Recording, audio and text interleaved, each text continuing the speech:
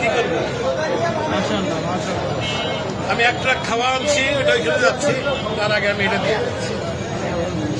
এটা কিসের? বাট এটা আমার মা জমাইতো, উনি মারা গেছে 4 বছর আগে, সে মারা গেছে। আমি জানি না এটার মধ্যে কি আছে, আছে অনেক কিছুই আছে, কি আছে আমি জানি। এটা আমি দিয়ে গেলাম।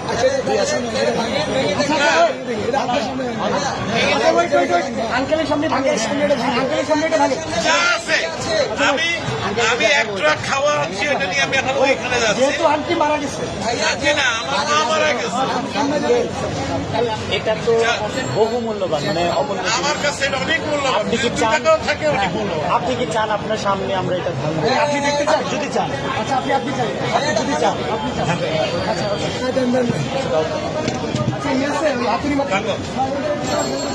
ভালো।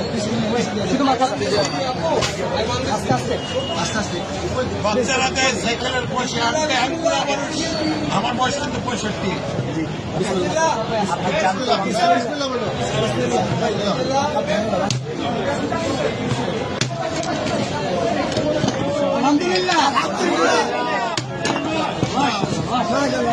এটা আমার মায়ের জমানো পয়সা। নিজের হাতে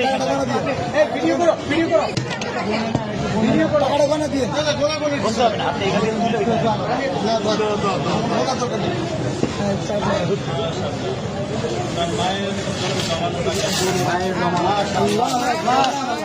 মারা গেছে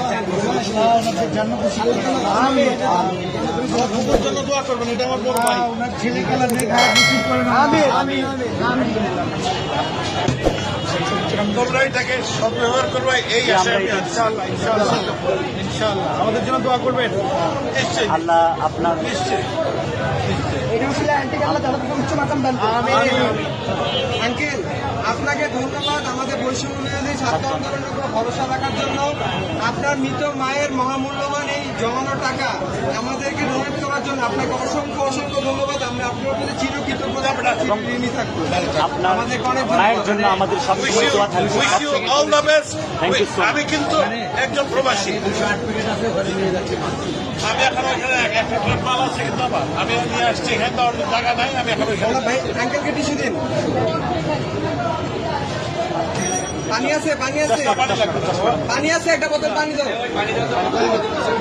আঙ্কেল আঙ্কেল আঙ্কেল আমাদের থেকে এক বোতল পানি নিয়ে যান, আমাদের জন্য এক বোতল পানি দাও আঙ্কেল, এটা আমাদের পক্ষ থেকে আপনার জন্য গিফট। Thank you. ভালো থাকবেন। আসসালামু আলাইকুম।